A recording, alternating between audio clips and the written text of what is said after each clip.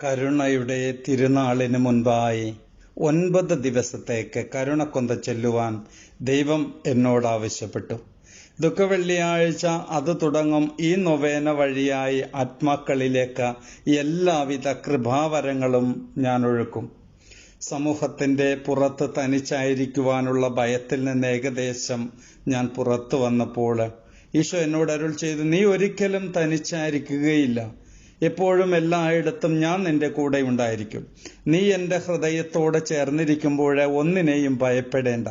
ഞാൻ തന്നെയാണ് നിന്നെ ഇവരിൽ നിന്ന് വേർപെടുത്തി കൊണ്ടുപോകുന്നത്. എൻ്റെ കണ്ണുകൾ അതീവ താല്പര്യത്തോടെ നിന്റെ ഹൃദയത്തിന്റെ ഓരോ ചലനവും നിരീക്ഷിക്കുന്നുണ്ട്.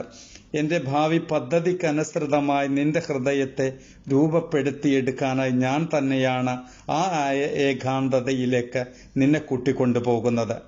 നീ എന്തിനാണ് ഭയപ്പെടുന്നത്? നീ എന്നോടൊപ്പമാണെങ്കിൽ ആരാണ് നിന്നെ തൊടുവാൻ ധൈര്യപ്പെടുന്നത്? മാത്രവുമല്ല, നീ നിന്റെ ഭയാശങ്കകളെല്ലാം എൻ്റെ മുൻപിലെ ഏറ്റുപറഞ്ഞതിൽ ഞാൻ സംപ്രീതനാണ്. എൻ്റെ മകളെ, എല്ലാ കാര്യങ്ങളെയും കുറിച്ച് വളരെ മാനുഷികമായി നീ എന്നോട് തുറന്നു പറയുന്നത് എനിക്ക് വളരെ സന്തോഷം നൽകുന്നു.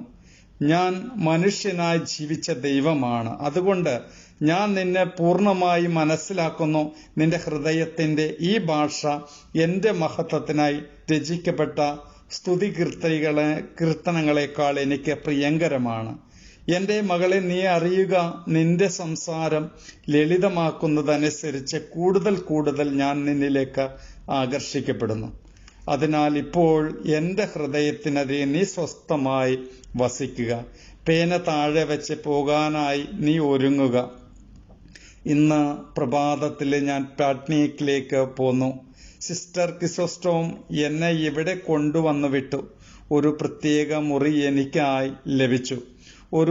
ഞാൻ ഒരുവിധം കർമ്മലീത്തക്കാരിയെ പോലെ കാണപ്പെട്ടു. സിസ്റ്റർ ക്രിസോസ്റ്റോം തിരിച്ചു പോയപ്പോൾ ഞാൻ തനിച്ചായി. ഞാൻ പ്രാർത്ഥനയിലെ ആഗമജ്ഞയായി.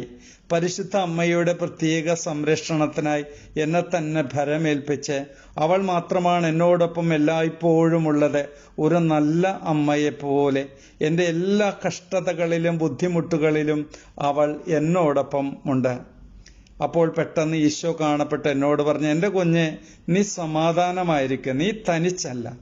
എൻ്റെ ഹൃദയം നിന്നെ കാത്തു സൂക്ഷിക്കുന്നു. ഒരു പ്രത്യേക വ്യക്തിയെ സംബന്ധിച്ചിട്ടുള്ള ഭയത്താല് ഈശോ എന്നെ ശക്തിപ്പെടുത്തി. എനിക്ക് വളരെയധികം ആത്മശക്തി അനുഭവപ്പെട്ടു. ഒരു കാര്യത്തിൽ നന്മ എന്താണെന്ന് അറിയുവാൻ പാടില്ല എങ്കിൽ അതേക്കുറിച്ച് കൂടുതൽ പരിചിന്തനം നടത്തുക. ആവശ്യമാണെങ്കിൽ ഉപദേശം ആരായുകയും വേണം. സംശയ മനസ്സോടെ ഒന്നും ചെയ്യാതിരിക്കുന്നതാണ് നല്ലത്. ഇങ്ങനെ അനിശ്ചിതത്തിലായിരിക്കുമ്പോൾ നിങ്ങളോട് തന്നെ പറയുക, ഞാൻ എന്ത് ചെയ്താലും അത് നന്മയ്ക്കായിരിക്കും.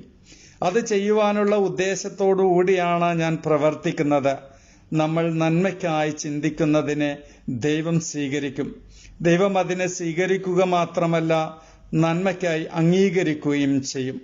കുറച്ചു കാലം കഴിയുമ്പോൾ ഈ കാര്യങ്ങളെല്ലാം നന്മയായിരിക്കണമെന്നില്ല എന്ന് കണ്ടാലും ആരും അസ്വസ്ഥതയാകേണ്ട കാര്യങ്ങളില്ല. നമ്മൾ ചെയ്യുവാൻ തുടങ്ങിയ ഉദ്ദേശത്തെ ദൈവം മാനിക്കുകയും അതനുസരിച്ച് പ്രതിഫലം നൽകുകയും ചെയ്യും. ഈ ജീവിത സത്യം നാം പാലിക്കാൻ ശ്രദ്ധിക്കണം.